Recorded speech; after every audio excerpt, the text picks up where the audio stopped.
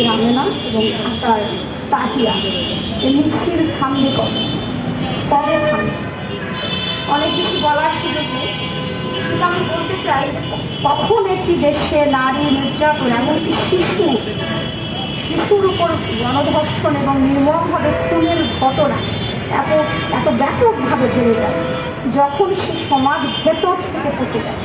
এবং আমরা দেখি তখনই আসলে বিচারহীনতার পর্যায়ে পৌঁছে যায় এবং ব্যাপক আকারে বেড়ে যায়, যখন সমাজের প্রভাবশালী অংশ এবং রাজনৈতিক ছত্রছায়ায় লালিত তথাকথিত মানুষ নামের পশুগুলি ছাড় পেয়ে যায়, তখনই এই বর্বরতা শেষ সীমায় পৌঁছে যায়।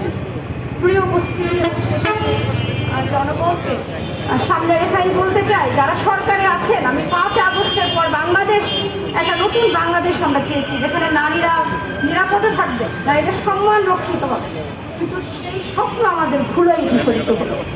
আমরা দেখেছি ক্ষমতাসীন দল এই 5 আগস্টের পর নির্বাচন পর্যন্ত 63টি ধর্ষণের সাথে তারা সরাসরি সংযুক্ত ছিল, এবং এখনো যে ধর্ষণ এবং নারী নিগ্রহের ঘটনাগুলো ঘটছে, আমরা দেখছি স্থানীয় পর্যায়ে রাজনৈতিক প্রভাবশালী ব্যক্তিবর্গ এটার সাথে সম্পৃক্ত। আমি বলতে চাই, যারা রাষ্ট্র ক্ষমতায় আছেন, এই শিশুদের আত্মচিৎকার এবং নারী নির্যাতনের ঘটনাগুলোই আপনাদের ত্বক তুলতে দেওয়ার জন্য যথেষ্ট।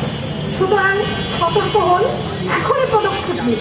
আমরা গ্রেপ্তার চাই না, শুধু গ্রেপ্তার, জনগণকে বুঝ দেওয়ার জন্য তড়িঘড়ি করে গ্রেপ্তার, আইওয়াশ আমরা চাই না। আমরা চাই তাৎক্ষণিক বিচার। আগামী 1 সপ্তাহের ভেতরে যারা এটার সাথে সংশ্লিষ্ট তাদেরকে সর্বোচ্চ শাস্তি, মৃত্যুদণ্ড নিশ্চিত করুন।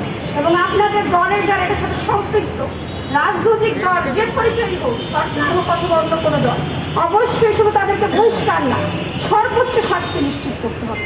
এবং নারী নির্যাতনের ব্যাপারে জিরো টলারেন্স আমরা সর্বক্ষেত্রে চাই।